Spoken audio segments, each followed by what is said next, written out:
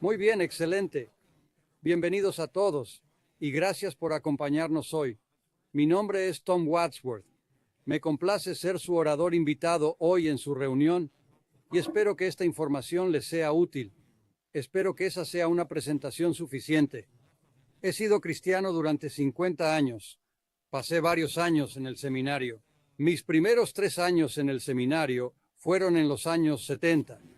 Y luego pasé otros 6 años en el seminario en los últimos 10 años, terminando con un doctorado en Nuevo Testamento, en gran parte sobre este mismo tema. Así que hablemos del tema.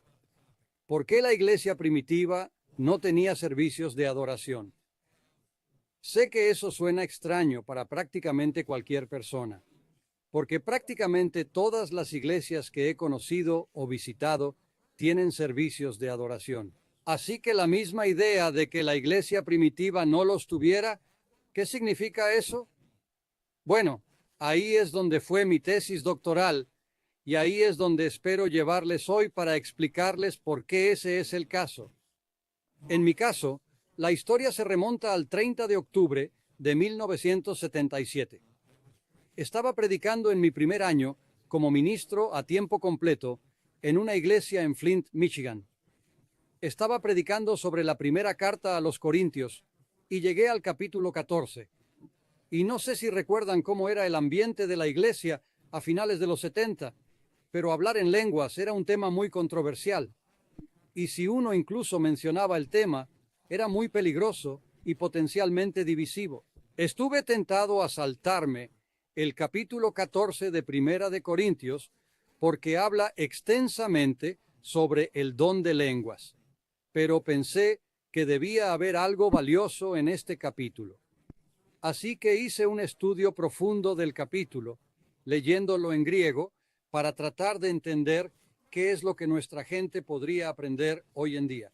Y me sorprendió al leer este capítulo que habla extensamente sobre lo que los cristianos hacen cuando se reúnen, que la palabra adoración nunca se aplica a lo que los cristianos hacían en sus asambleas. Eso fue radicalmente diferente para mí. Quiero decir, en nuestra experiencia, hablamos de horas de adoración, casas de adoración. Abrimos y cerramos nuestras reuniones con adoración, o abrimos y cerramos nuestra adoración con una oración o de alguna otra manera. Le preguntamos a la gente, ¿dónde adoras? ¿Dónde adoraste la semana pasada? Tenemos un orden de adoración. Tenemos equipos de adoración, líderes de adoración, pastores de adoración a veces. Por supuesto, servicios de adoración. Hablamos de actos de adoración. Hablamos de adoración aceptable como si esto se aplicara a lo que hacemos cuando nos reunimos. Ese es nuestro lenguaje. Pero me sorprendió, al hacer un estudio profundo del Nuevo Testamento sobre este tema, que todo este lenguaje no es el lenguaje cristiano del Nuevo Testamento. Eso por sí solo es asombroso. Y pensé que debía haber alguna razón para esto.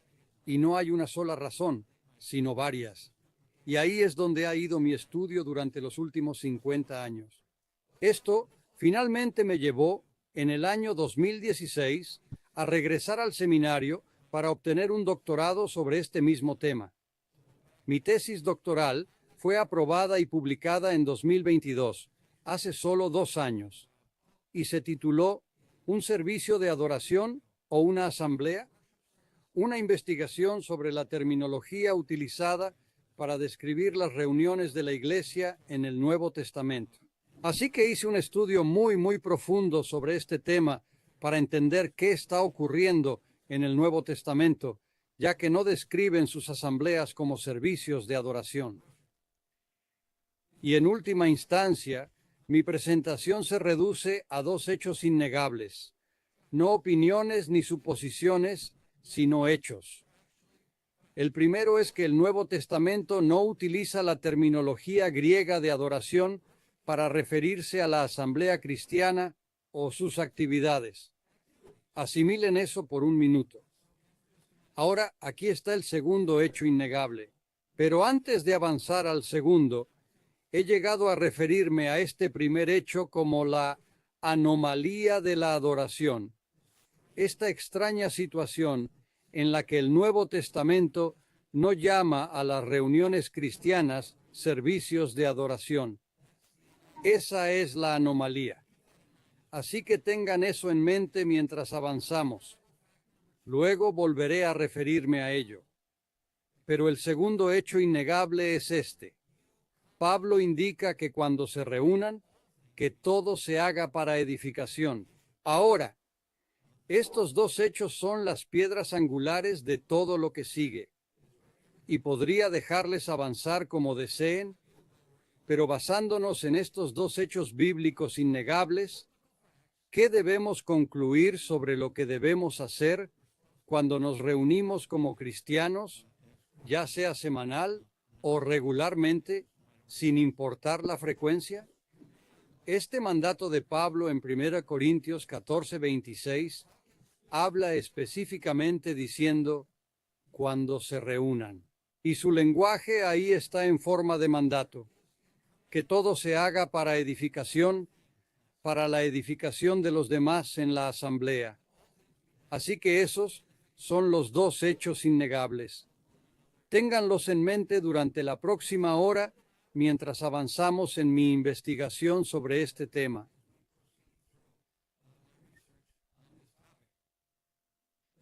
Pero a medida que seguimos adelante, hay un par de advertencias que necesito añadir.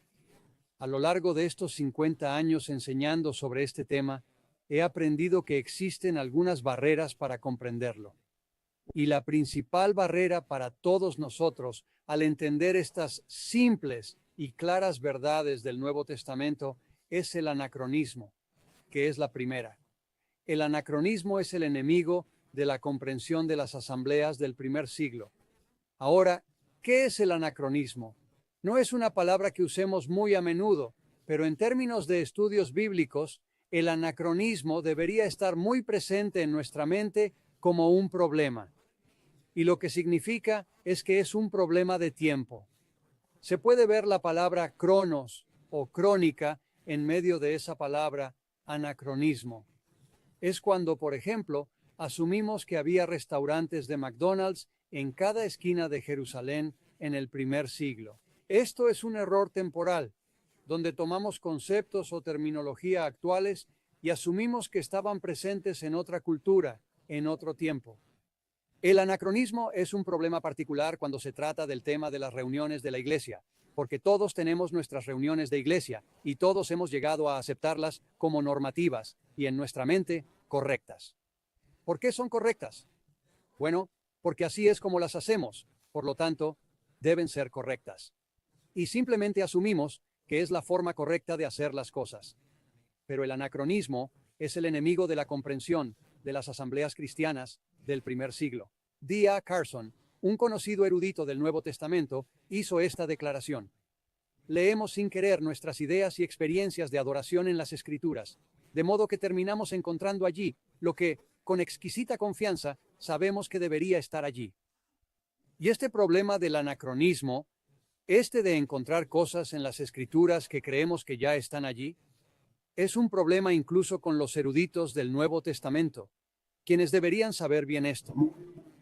Cuanto más me adentraba en este tema, más me daba cuenta de que el anacronismo es una verdadera barrera para la comprensión. Hay una segunda barrera que también debe ser comprendida. Para entender las asambleas del Nuevo Testamento, es útil pensar en reuniones en casas, no en edificios de iglesias. Ahora sabemos esto, ¿verdad? Lo sabemos por nuestro Nuevo Testamento, que las iglesias en casas eran muy comunes en el primer siglo.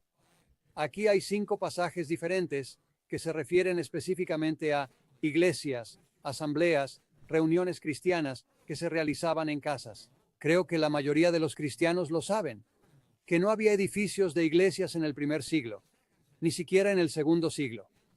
Los cristianos se reunían en hogares, y esa reunión que tienes ahora mismo en tu casa es más típica de lo que hacían en el primer siglo. Ahora bien, no es que hubiera una oposición aparente a tener un edificio, pero está muy claro que en el primer siglo los cristianos se reunían en hogares. Encontré esta imagen en internet de lo que podría haber sido una iglesia en casa en el primer siglo. Y esta es una suposición total de una pintura de alguien sobre cómo podría haber sido, pero pensé que era en realidad algo útil. Entonces, cuando hablamos de lo que hacían cuando se reunían en el primer siglo, piensa en esta imagen de simplemente personas reunidas, algunas sentadas, otras de pie, madres y padres, hermanos y hermanas, y niños simplemente reunidos.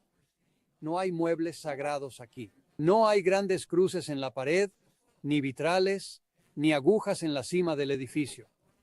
Solo son personas y se edifican mutuamente.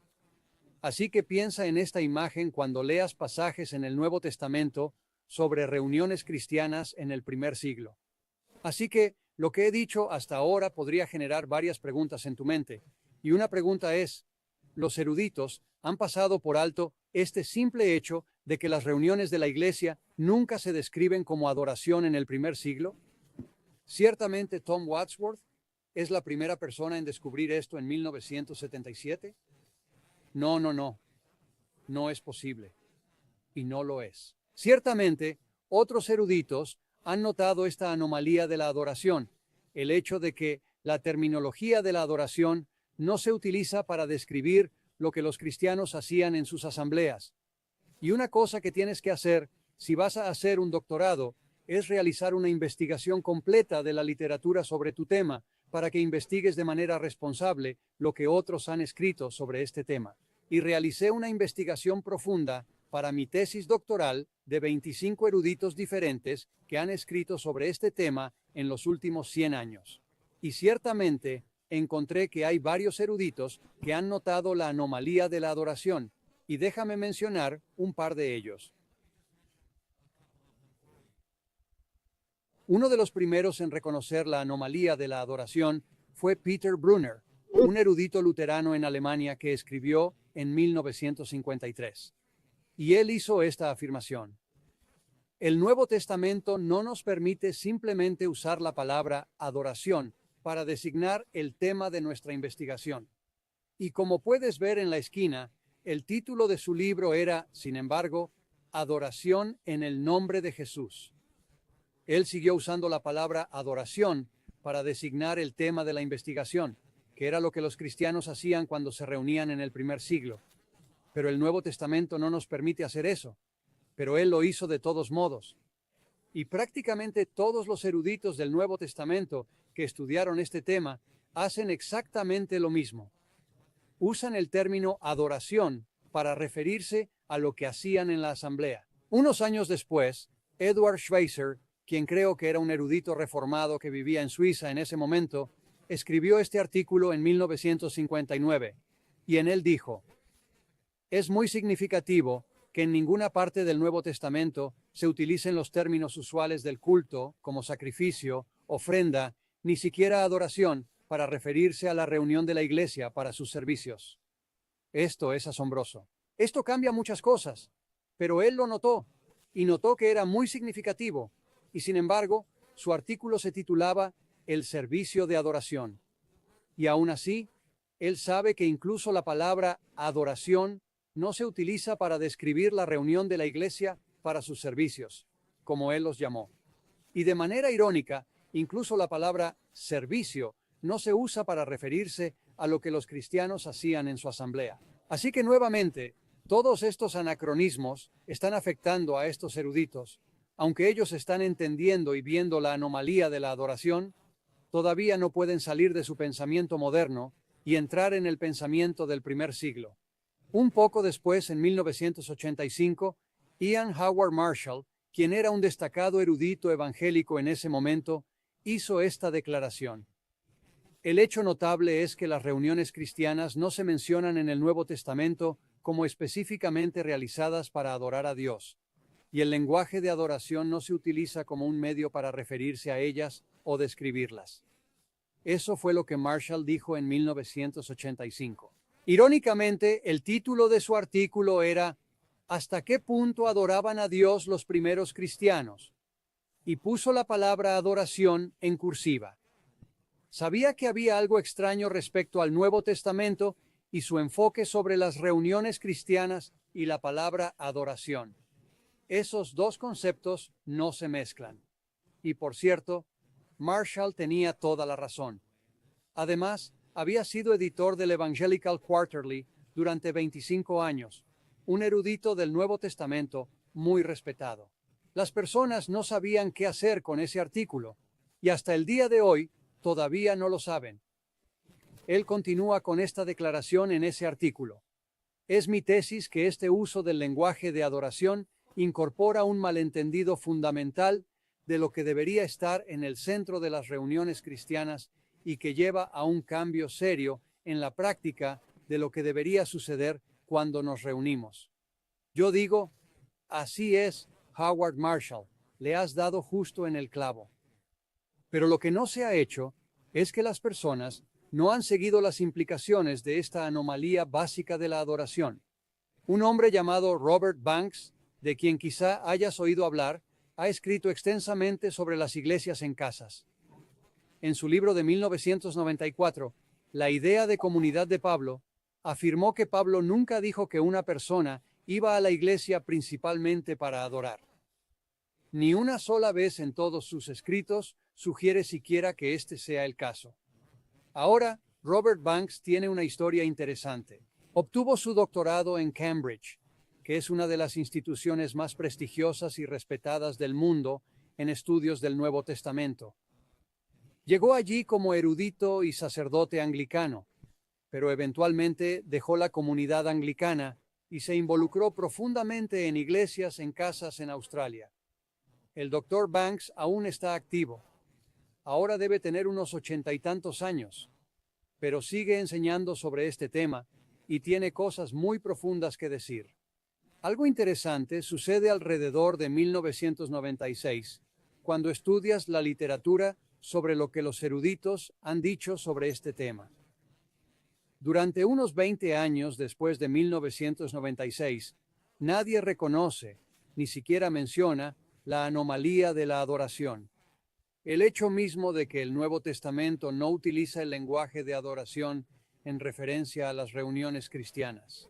Y lo que he atribuido a esto es que a finales de los 90 comenzaron las guerras de adoración, cuando la música de alabanza y adoración estaba en pleno auge, cuando las bandas de alabanza y adoración se pusieron de moda, cuando la música de alabanza y adoración se convirtió en una industria de $1.000 millones. Así que el lenguaje de adoración simplemente inundó la cultura cristiana, especialmente la cultura cristiana conservadora y evangélica, de tal manera que ya ni siquiera reconocen el hecho de que el Nuevo Testamento no usa ese lenguaje para referirse a lo que los cristianos hacían en sus reuniones.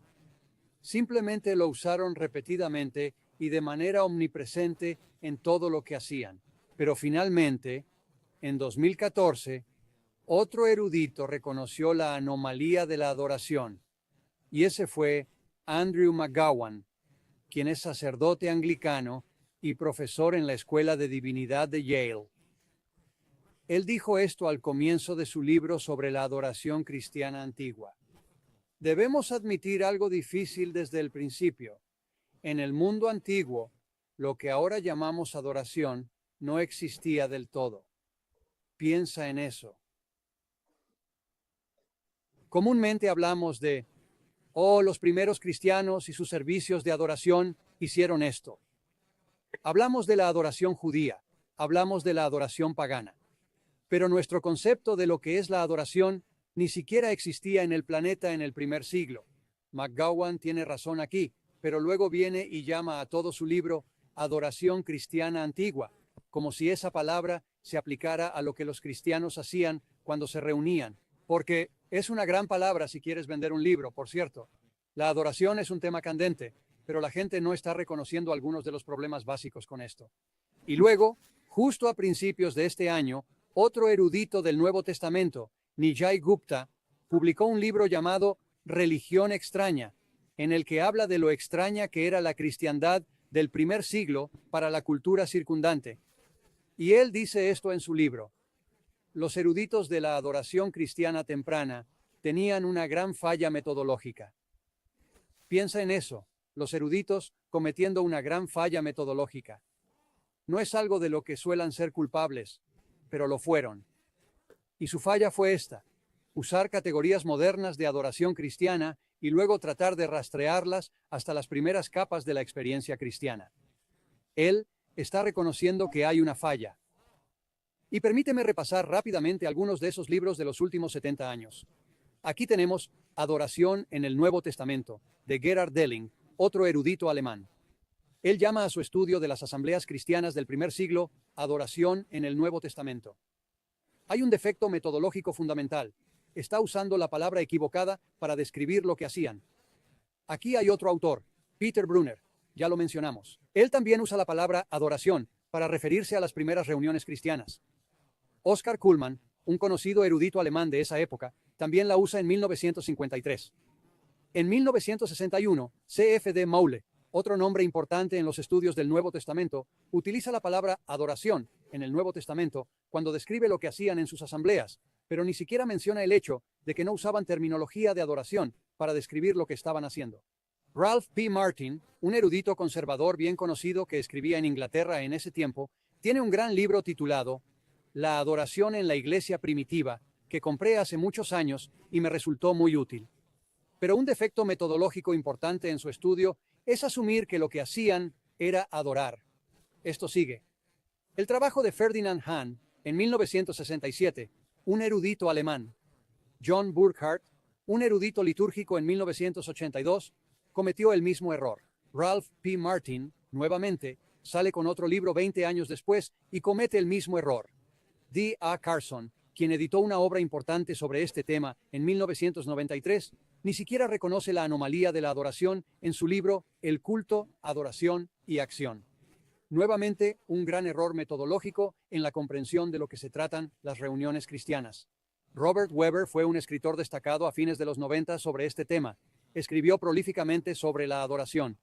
Pero, de nuevo, un error metodológico. Asumir que lo que los cristianos hacen cuando se reúnen debería llamarse adoración. Elmer Towns, en 1997, habla de las guerras de adoración. Todos piensan que cuando hablas de guerras de adoración, te refieres a la asamblea. Entonces, las asambleas del primer siglo habrían sido llamadas adoración. No es cierto. Otro error. Larry Hurtado ha escrito sobre esto. Otro error ahí. En 2002, D. A. Carson escribe otro libro, Adoración según las normas en el Nuevo Testamento. Otro que comete el error de esto. Daniel Block, de Wheaton College, un profesor de Antiguo Testamento, escribe una teología bíblica de la adoración, centrándose en lo que hacen en sus asambleas. Y nuevamente, otro error ahí. Incluso hace solo un par de años, esta obra importante, editada por 3 conocidos eruditos evangélicos, titulado Adoración Bíblica, habla nuevamente sobre lo que hacen los cristianos, pero el error es que tienen la palabra equivocada. Y hace solo 2 años, Justo González, un teólogo histórico bien conocido, escribió sobre este tema nuevamente. Hay un problema aquí. La palabra que está usando para referirse a lo que está escribiendo es la palabra equivocada. Y asumir que los cristianos de esa época, del primer siglo, consideraban que estaban adorando a Dios cuando se reunían es también un gran error. Es un gran defecto metodológico. Así que de eso estoy hablando. El problema. Los eruditos han reconocido el problema, pero lo que no han hecho es rastrearlo para averiguar por qué el Nuevo Testamento no usa terminología de adoración. Y esa es la segunda pregunta. ¿Por qué el Nuevo Testamento no usa terminología de adoración en referencia a las reuniones cristianas? Bueno, supongo que algunos de ustedes que están escuchando ya habrán pensado, bueno, ¿cómo defines adoración? Abordé esta pregunta hace unos 40 años. Todo se reduce a una definición de cómo se define la adoración. Pero lo que he concluido en este tema es que no importa cómo definas la palabra en inglés worship, adoración. La verdadera pregunta es, ¿cómo defines las palabras griegas que se traducen como adoración? Porque cuando salió el Nuevo Testamento en griego, nadie estaba usando la palabra en inglés worship para describir las cosas. Estaban usando términos griegos. Entonces, nuestro desafío se convierte en ¿qué significan estas palabras griegas? ¿Y realmente significan esta palabra en inglés adoración? Y resulta que no, porque en mi tesis también hice un análisis profundo de todas las palabras griegas que se traducen como adoración. Y hay al menos 5 dependiendo de la traducción al inglés que uses. Así que esto se vuelve aún más complicado. Pero veamos esto. La palabra griega principal que se traduce como adoración en el Nuevo Testamento es esta palabra proskuneo. Es traducida como adoración más que cualquier otra palabra, y es la palabra principal que comúnmente se traduce como adoración, pensada como algo que hacemos en nuestras asambleas. Esta palabra se encuentra 204 veces en la Septuaginta. Ese L-Itzikis se refiere a los 70 traductores del Antiguo Testamento hebreo al griego, alrededor del segundo siglo. Hay 204 veces que se encuentra esta palabra griega en el Antiguo Testamento y 61 veces se encuentra en el Nuevo Testamento. Lo que eso significa es que tenemos 265 referencias de la palabra proskuneo para ayudarnos a entender qué significa esta palabra.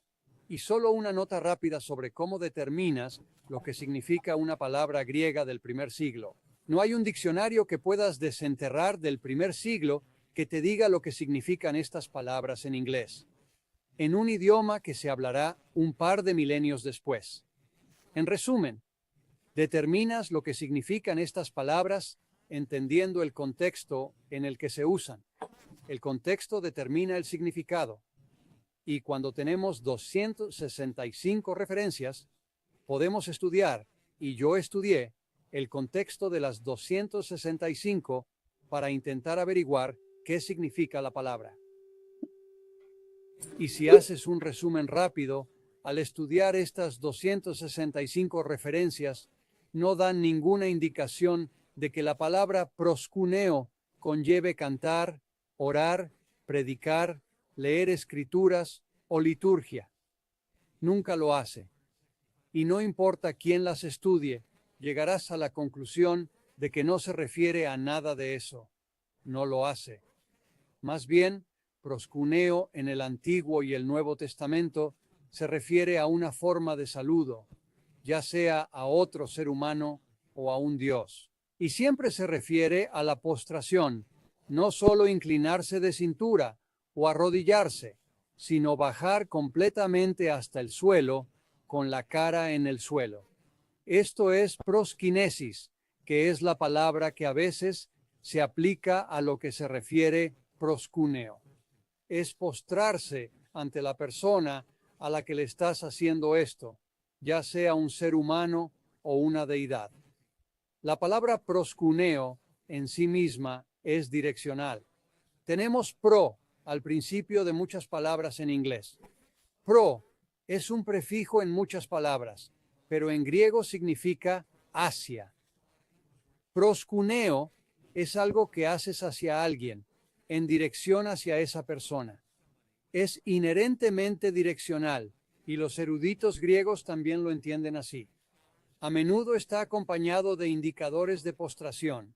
En otras palabras, si estudias todos los contextos de las 265 veces que se encuentra la palabra, frecuentemente en los contextos en los que se usa, se utilizan otras palabras que te dan pistas sobre lo que significa. Y se usa a menudo con la palabra caer. Se usa a menudo con la palabra arrodillarse y proskuneo. Te postras con el rostro en el suelo, te postras de rodillas, a los pies de la persona a quien lo haces. Lo haces delante de la persona, en su presencia, justo frente a ellos o hacia ellos. Todos estos indicadores de postración se utilizan con mucha frecuencia en el Antiguo y Nuevo Testamento. Aquí está el asunto. Probablemente hayas oído hablar de los léxicos griegos y tengo en mi estantería, no sé, al menos 5 o 6 léxicos griegos. Algunos tienen 10 volúmenes y otros son solo un gran volumen. Pero generalmente lo que dicen es que proskuneo significa una de dos cosas. Dirán que proskuneo significa inclinarse o postrarse. Todos admiten eso. Pero también dirán que a veces la palabra proskuneo debe traducirse como adorar. Mi estudio me llevó a la conclusión de que la segunda opción no es válida. Nunca significa la palabra en inglés worship, adorar. Lo que están haciendo en las traducciones al inglés de la Biblia así como en los léxicos griegos, es decir, que cuando proskuneo se hace ante humanos, significa inclinarse. No lo traducirán como adorar a otro humano. Dicen que tiene que ser inclinarse. Pero cuando aparece ante una deidad, ya sea el Dios de Abraham, Isaac y Jacob, o un ídolo en un templo, es cuando debe traducirse como adorar. Pero están equivocados. ¿Y por qué están equivocados? Están equivocados porque los indicadores de postración aparecen con proskuneo en ambos contextos, tanto cuando ocurre ante personas como ante deidades. Podría darte decenas de ejemplos de esto, pero te ahorraré el tiempo y simplemente expondré el hecho aquí. Significa postración. Cuando la gente iba al templo a proskuneo, que suele traducirse como adorar, estaban yendo a postrarse. Y hay una buena imagen de lo que es la postración. Esta es una caricatura de una de esas Biblias ilustradas para niños, de los hermanos de José, inclinándose ante él en Egipto. Están realizando prosquinesis o proscúneo. Pero este versículo, cuando lo encontré, Deuteronomio 16:16, me ayudó a entender todo sobre lo que ocurre cuando proscuneo aparece en un contexto de templo. El versículo dice: 3 veces al año todos tus varones judíos se presentarán delante del Señor tu Dios en el lugar que Él escoja, que es el templo, en la fiesta de los panes sin levadura, la fiesta de las semanas y la fiesta de los tabernáculos. Estas 3 fiestas principales deben reunir a todos los varones judíos en Jerusalén, en el templo, y es entonces cuando se presentan ante el Señor. Se requería que se presentaran ante el Señor, y solo hay una forma de hacerlo: es postración, es proscuneo. El versículo continúa diciendo: y no se presentarán ante el Señor con las manos vacías, lo que hace referencia al hecho de que debían llevar una ofrenda o sacrificio cuando llegaban al templo. Entonces, cuando escuchas la idea de la adoración en el templo judío, pensamos tal vez en todos estos judíos entrando al templo, tal vez sentados en bancos, cantando y orando juntos. Pues no, lo que están haciendo es que vienen 3 veces al año, no todas las semanas. Esto es un problema de anacronismo. Vienen 3 veces al año y realizan postración para presentarse ante el Señor. Y no vienen con las manos vacías, traen un sacrificio. Es interesante que las palabras proscuneo y latreuo se refieren a la postración y el sacrificio. Y estas eran las 2 obligaciones fundamentales de los judíos en el templo. Cuando llegaban al templo, debían estar haciendo estas 2 cosas: presentarse ante el Señor y presentar una ofrenda o sacrificio. Es interesante que estas 2 palabras aparezcan juntas 27 veces, tanto en la Septuaginta como en el Nuevo Testamento. Ves todas las referencias en tu pantalla. Te animaría a buscarlas, porque esto se vuelve muy interesante una vez que comienzas a ver este patrón desarrollándose a lo largo de las Escrituras. Curiosamente, la palabra proscuneo aparece en el Nuevo Testamento en un contexto de asamblea, y esto es lo que dice 1 Corintios 14, 24, 25. Es una situación hipotética de una reunión cristiana. Dice: si todos profetizan, es decir, si todos los cristianos profetizan en esa reunión, y un incrédulo o extraño entra a la reunión, es convencido por todos, y al caer, ahí está uno de esos indicadores de postración, sobre su rostro. Otro indicador de postración: se postrará ante Dios y declarará que Dios está realmente entre ustedes. Ahora, ninguna de las traducciones en inglés dice se postrará ante Dios. Todas dirán que adorará a Dios. Y lo que pensamos cuando vemos esa palabra adorar es que está levantando las manos, alabando a Dios, haciendo algo así. Proscuneo nunca significa eso, nunca, en todas esas 265 apariciones, y sin embargo, esto es lo que las traducciones al inglés de alguna manera se sienten cómodas de decir. Cae, indicador de postración número 1, sobre su rostro, indicador número 2, postrándose ante Dios. Es direccional aquí. y declara que Dios realmente está entre ustedes. Recuerda, en la cultura del primer siglo, cuando te postras ante una deidad, estás en su presencia, y dado que está en la presencia de Dios entre el pueblo, lo único que piensa que puede hacer es postrarse ante estas personas, asumiendo que Dios está con ellos. Ahora, como he estado enseñando sobre este tema durante décadas, un malentendido común con el que me encuentro es que la gente empieza a asumir, bueno, entonces deberíamos postrarnos en nuestras asambleas. No, no, no, eso es un malentendido, porque recuerden, proscuneo nunca se usó en un contexto de asamblea como algo que los cristianos hagan en sus reuniones. Ese ejemplo es de un no cristiano haciéndolo en una reunión cristiana. Entonces, ¿por qué los cristianos no practican la prosquinesis? Bueno, en el Nuevo Testamento nunca encontramos un caso en el que los cristianos se postren en sus asambleas, aunque hoy en día puedes ver a cristianos entrar en una catedral donde se arrodillan, a veces tal vez se persignan.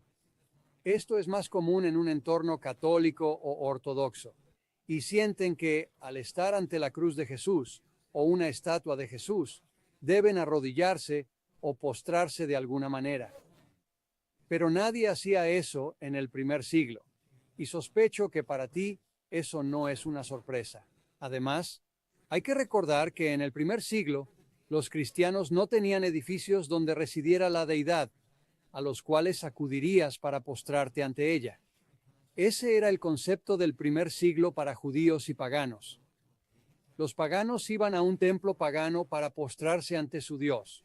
Los cristianos no tenían edificios sagrados donde viviera la deidad. Dios está ahora con nosotros. ¿Recuerdan lo que significa Emmanuel en Mateo 1:23? Llamará su nombre Emmanuel, que significa Dios con nosotros. Y Él está ahora en nosotros. Cristo en ti, la esperanza de gloria. Dios vive con nosotros a través del Espíritu Santo. La santidad no está allá afuera en algún edificio. La santidad está aquí y está dentro de tus hermanos y hermanas en Cristo, no en algún edificio.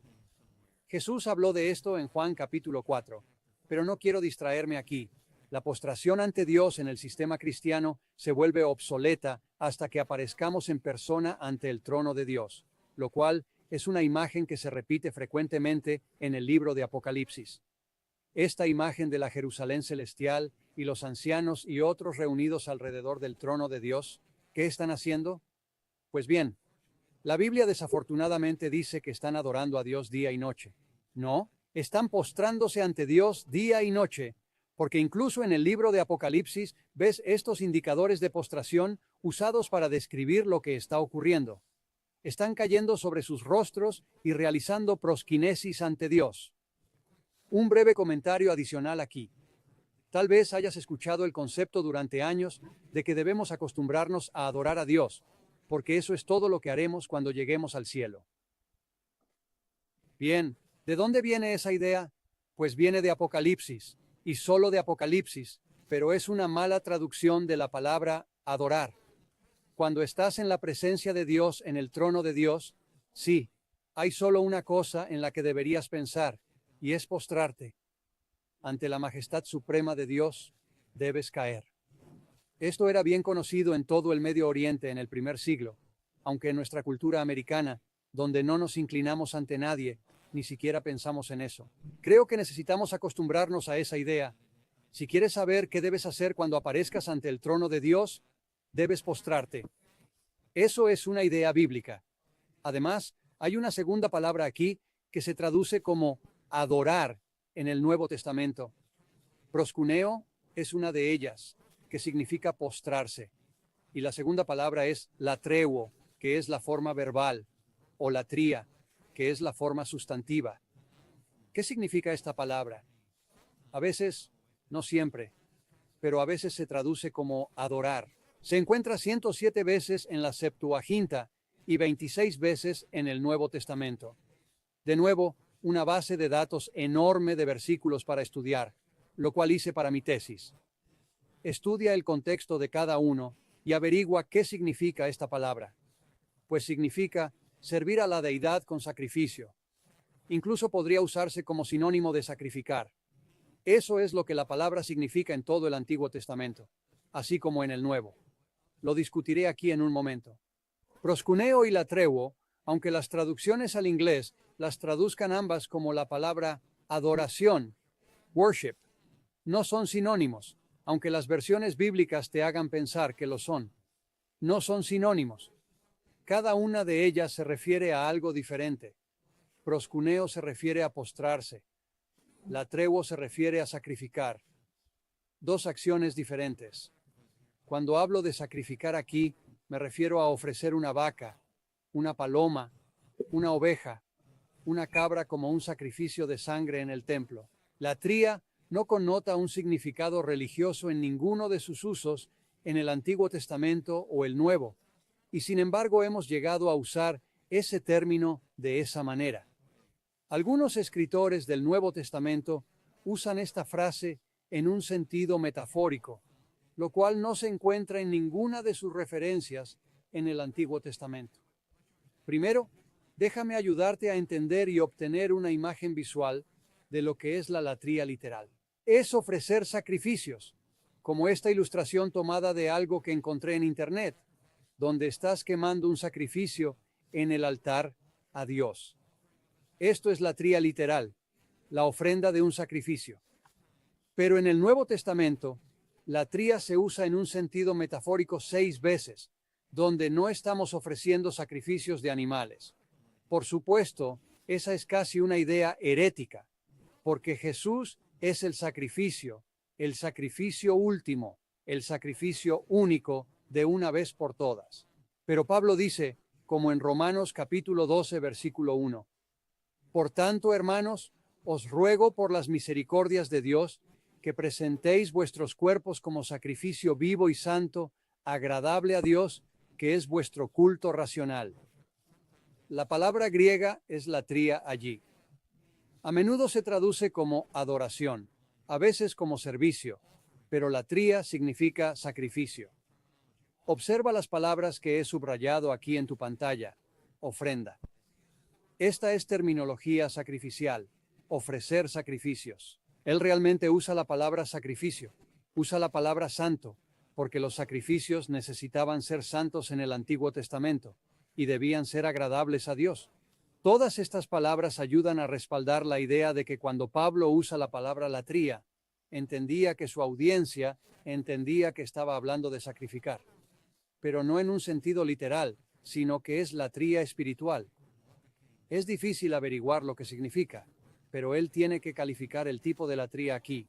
La gente sabría que no estamos haciendo sacrificios literales, sino que metafóricamente sacrificamos ofreciendo nuestros cuerpos como este sacrificio vivo a Dios, mediante la transformación de nuestra mente.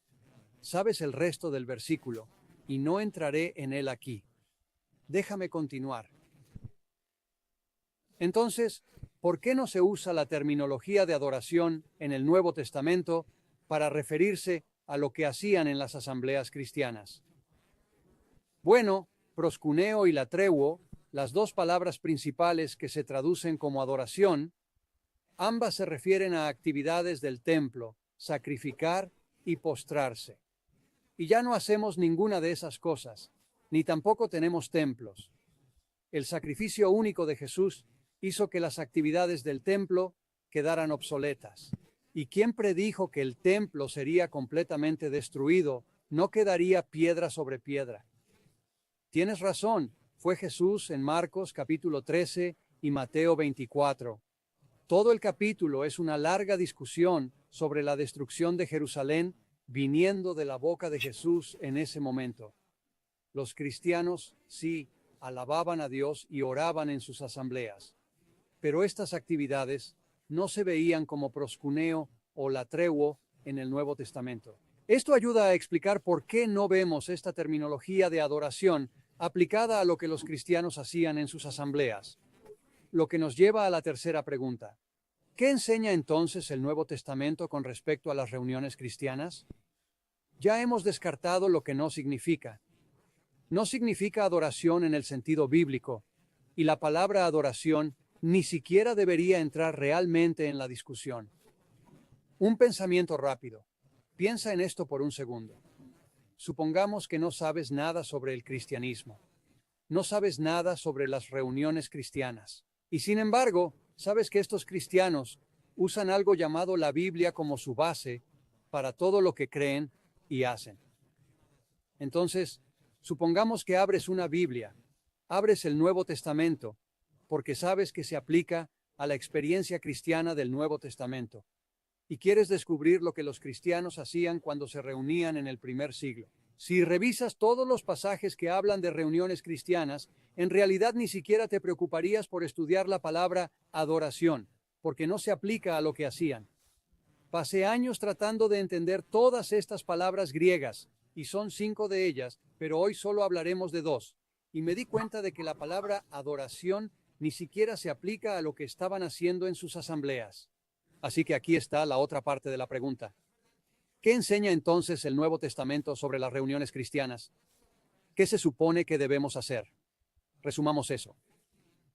Ahora, mi tesis se centró en 15 pasajes a lo largo del Nuevo Testamento, que son los pasajes principales que enseñan sobre lo que debería ocurrir en una reunión cristiana. Resumamos lo que encontré sin entrar en todos los detalles. La asamblea nunca se describe como adoración, no se describe como un servicio, y ciertamente no se describe como un servicio de adoración. Eso es un buen descubrimiento que puedes obtener al examinar toda la evidencia. En segundo lugar, se describe como una reunión. La palabra griega sinago se usa a menudo para describir lo que hacían los cristianos. Se reunían. También se describe como una asamblea, que es la palabra griega eclesía. Ahora, a menudo ves esta palabra traducida como iglesia en tu Nuevo Testamento, pero incluso la palabra iglesia hoy significa algo diferente de la palabra eclesía. Iglesia es una asamblea, es una reunión.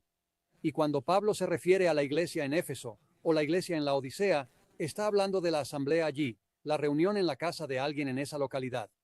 Así que la reunión misma de una reunión cristiana se describe como una reunión o asamblea. Las reuniones estaban dominadas por actividades horizontales, como alentarse unos a otros. Y esta es una de las palabras principales que se usan para describir los tipos de actividades que ocurren en una reunión cristiana. Alentar, paracaleo, fortalecer, esterizo, fortalecer unos a otros, edificar unos a otros, oikodomeo. Estas palabras son las palabras dominantes para describir los tipos de actividades que tienen lugar a lo largo de una reunión cristiana. Ahora, si quieres llegar rápidamente a una conclusión válida, nuestras reuniones hoy serían sabias si estuvieran dominadas por actividades horizontales de alentar, fortalecer y edificarse unos a otros. Incluso las actividades verticales se mencionan en las reuniones cristianas en el Nuevo Testamento, como orar, cantar y la Santa Cena. Pero incluso cuando se discuten en el Nuevo Testamento, tienen un énfasis horizontal. Estamos orando unos por otros y estamos orando en la presencia unos de otros. Así que todos unimos nuestras voces a Dios cuando estamos cantando juntos. Cantamos unos a otros en salmos, himnos y cánticos espirituales. Tienen un efecto horizontal de edificar unos a otros cuando hacemos esa actividad. Lo mismo también es cierto con la Santa Cena, que es una actividad comunal en la que todos participamos en el pan y el vino juntos como un grupo, como el cuerpo de Cristo, porque el pan representa el cuerpo de Cristo, es decir, todos nosotros juntos. Todos son horizontales. Y finalmente, otro resumen de lo que encontré en el Nuevo Testamento sobre en qué deben centrarse las reuniones. Pablo ordena en el versículo que mencioné antes, 1 Corintios 14:26, que todas las cosas deben hacerse para edificación. Regaña a los corintios porque algunas personas estaban hablando en lenguas sin que fueran traducidas. ¿Y por qué está mal eso? Porque nadie es edificado. Nadie gana nada de que alguien hable en una lengua extranjera. Pero si vas a hacer eso, asegúrate, dice Pablo, de que haya alguien para traducir, para interpretar lo que se acaba de decir, para que todos seamos edificados. Y esa es la palabra que Pablo usa 7 veces en 1 Corintios 14, que es el pasaje más largo en toda la Biblia que se refiere a lo que se supone que debemos estar haciendo cuando nos reunimos. De nuevo, este es el versículo, 1 Corintios 14:26. ¿Podría Pablo ser más claro sobre lo que se supone que debemos hacer?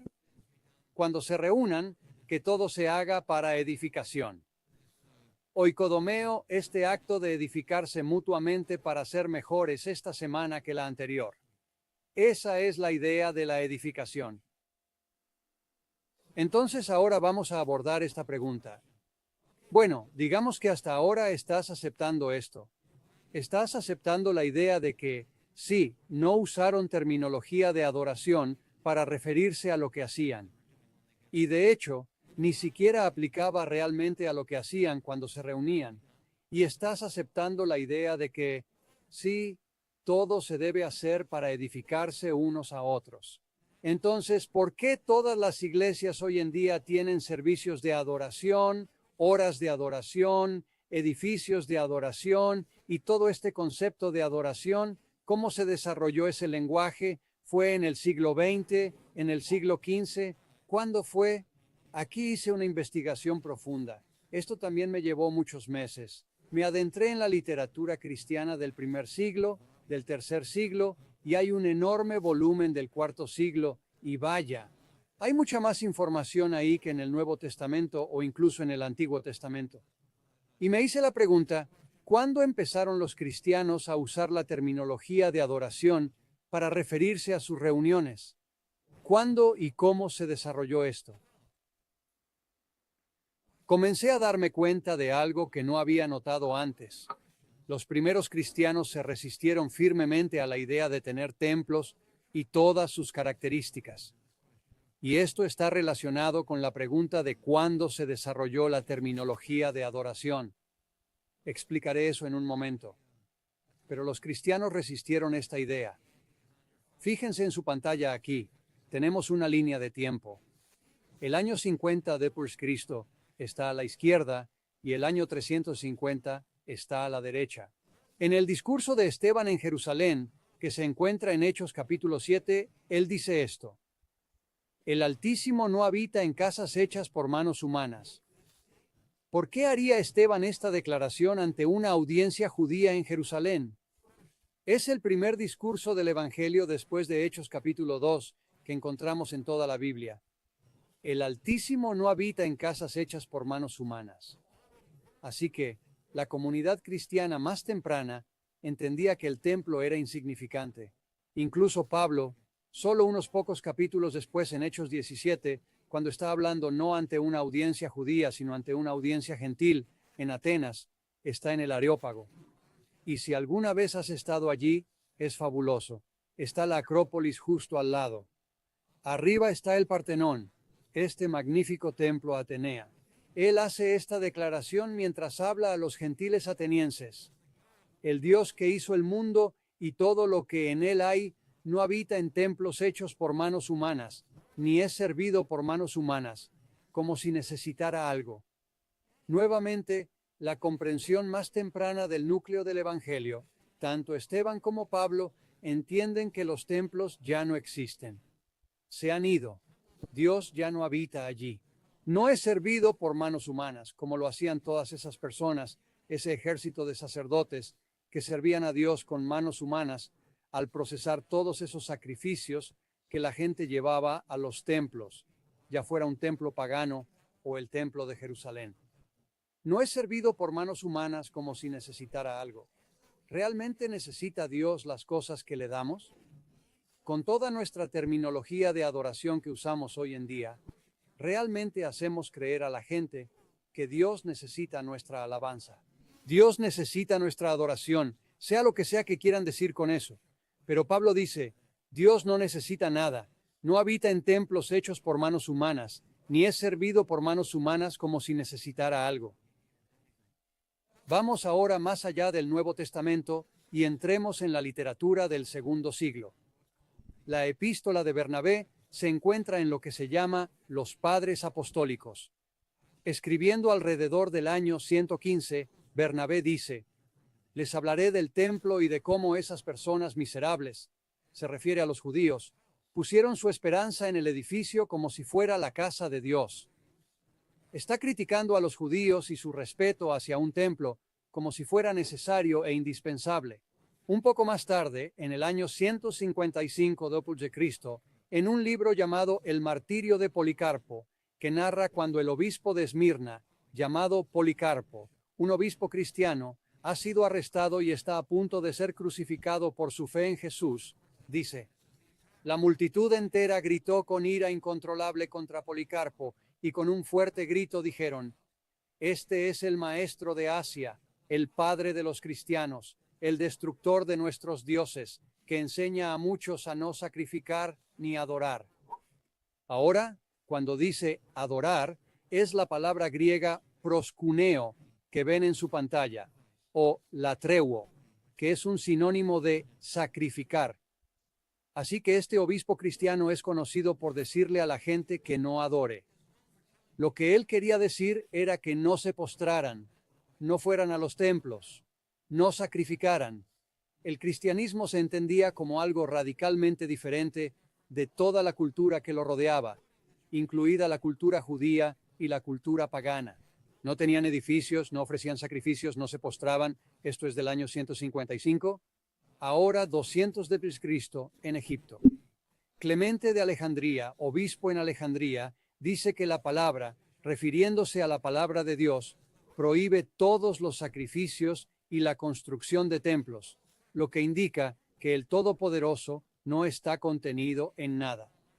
Ahora, él está diciendo que la palabra de Dios prohíbe ofrecer sacrificios y prohíbe la construcción de templos. No conozco ningún pasaje bíblico que prohíba la construcción de templos. Está implícito por el hecho de que Jesús predijo la destrucción del templo en el año 70 después de Cristo, lo que efectivamente ocurrió. Pero lo que Clemente está diciendo aquí refleja el entendimiento común de los cristianos. No construimos templos, no ofrecemos sacrificios. Los paganos hacen eso. No participamos en nada de eso. Ahora avancemos 30 años después, a Orígenes de Alejandría. Él dijo: nos oponemos a la construcción de altares, estatuas y templos porque hemos aprendido de Jesucristo la verdadera manera de servir a Dios y no tiene nada que ver con edificios, altares, estatuas o templos. Y sin embargo, por alguna razón, ya no nos oponemos a construir altares, estatuas y templos. Estamos comenzando a construirlos por todas partes, en estos edificios de iglesias, con estas magníficas catedrales y demás. Pero al principio, en los primeros 300 años, la iglesia se oponía a esto. Ahora avanzamos hasta el año 300 de Cristo. Arnovio, otro padre cristiano, dice en su escrito contra los paganos: no construimos templos para las ceremonias de culto. ¿Lo hacemos? No erigimos estatuas e imágenes de ningún dios. No construimos altares. Este era su entendimiento incluso hasta el año 300 de Cristo. Ahora, ¿por qué los cristianos se oponían a esto y cómo llegaron a usar la terminología de adoración en referencia a sus reuniones? A medida que profundicé en esto, comencé a notar un cambio que se produjo en la enseñanza y comprensión cristiana. Comienza con este concepto de que la cena del Señor fue vista por algunos como un sacrificio a inicios del segundo siglo, no como una representación del sacrificio de Jesús por nosotros, sino más bien como nuestro sacrificio que ofrecemos a Dios. Ahora, si eres protestante, probablemente dirás: vaya, esa es una idea extraña. Pero aún en los círculos católicos, así como en los ortodoxos, todavía creen firmemente que la cena del Señor es nuestro sacrificio para Dios. Pero este es un cambio que ocurre en el segundo siglo. No se encuentra en el Nuevo Testamento ni en el primer siglo. Estamos en el año 190 de Cristo. Ireneo, escribiendo desde la ciudad de Lyon, en el sur de Francia, en la Galia de la época, dice: ofrecemos a Dios el pan y la copa de bendición, y cuando hemos perfeccionado la ofrenda, invocamos al Espíritu Santo para que los que reciben estos antitipos, el pan y la copa, obtengan la remisión de los pecados y la vida eterna. Entonces, Ireneo está aceptando esta idea de que la cena del Señor es nuestro sacrificio destinado a que recibamos la remisión de los pecados y la vida eterna. Creo que esto es un problema teológico. El problema aquí es que después del periodo del Nuevo Testamento, la iglesia primitiva gradualmente resucitó esta terminología literal de templo y la aplicó a sus propias asambleas. Primero, comenzaron a ver la cena del Señor como nuestro sacrificio para Dios. Ahora, si vas a hacer eso, entonces la mesa sobre la cual se coloca se convierte en un altar. ¿Lo entiendes? Porque todos los sacrificios en el primer siglo y el segundo siglo se ofrecían en un altar, ya fuera un templo pagano con un altar pagano o el templo judío y un altar judío. Es un altar de sacrificio. Entonces, si vas a tener un sacrificio, vas a tener un altar. Y luego, si vas a tener un altar y un sacrificio, la persona que preside sobre eso se convierte en un sacerdote. Y esta era la terminología judía correcta y la terminología pagana para referirse a alguien que presidía el proceso de ofrecer sacrificios. Y claro, para mediados del siglo III, los ministros cristianos estaban siendo llamados sacerdotes. Extremadamente común y aún hasta el día de hoy, en muchos círculos de la cristiandad en el planeta, se les llama sacerdotes. Y muchas iglesias todavía tienen su altar. Y muchas iglesias todavía consideran la cena del Señor como un sacrificio. Pero si tienes todas estas cosas juntas, entonces el edificio en el que ocurren estas cosas comienza a ser visto como un templo o un lugar sagrado, una catedral, una iglesia santa, una casa de Dios. Todos esos términos se aplican a cosas del Antiguo Testamento, a un templo pagano. Pero esto no es pensamiento del Nuevo Testamento. Esto no es pensamiento cristiano. Este es un alejamiento de lo que los cristianos hacían en el primer siglo. Para verlo en una línea de tiempo grande, el Nuevo Testamento se escribe en el primer siglo, en su mayor parte.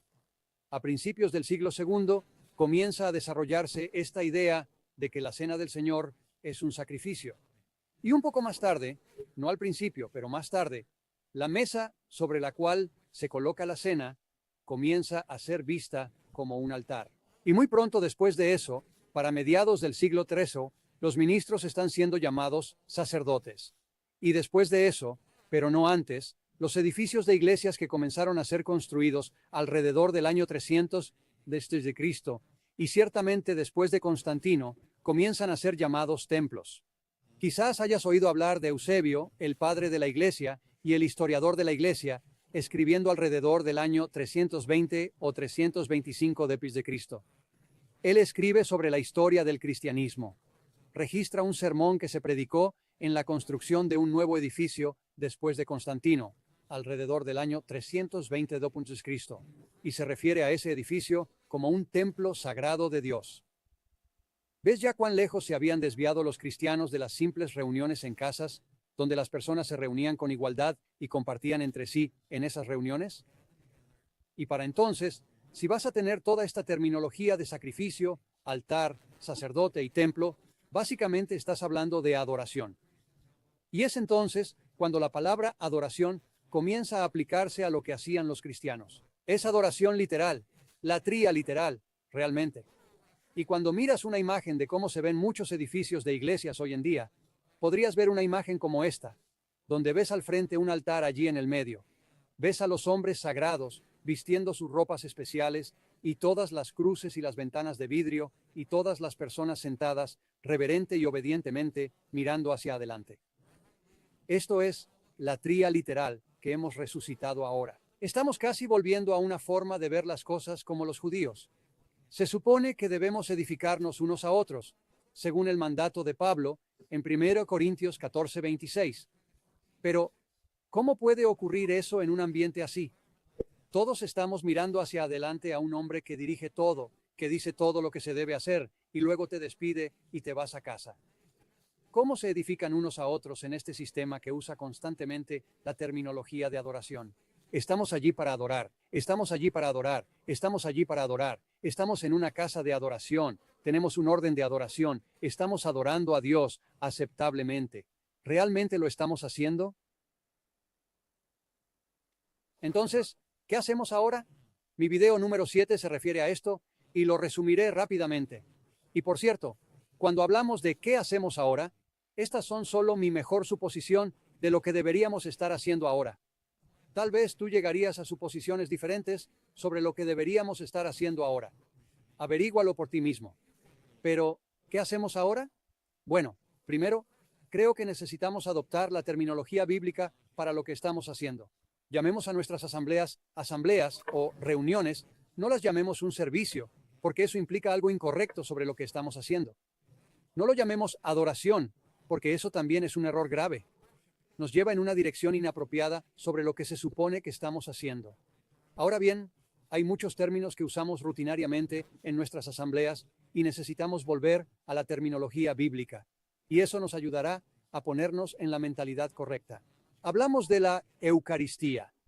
Ese no es un término bíblico y creo que también nos lleva en la dirección equivocada. Hablamos de sacerdotes. Incluso hablamos de pastores y creo que estamos comenzando a usar ese término de una manera que no se usaba bíblicamente. Incluso hablamos de iglesias y usamos la palabra iglesia de manera incorrecta, no de una manera bíblica. Pero una vez que entendamos lo que se supone que debemos hacer, el uso de la terminología bíblica nos ayudará a llegar allí. Y tal vez lo más importante que creo que necesitamos hacer ahora es que el edificarnos unos a otros sea el propósito expresado del por qué nos reunimos. Expresado es importante aquí.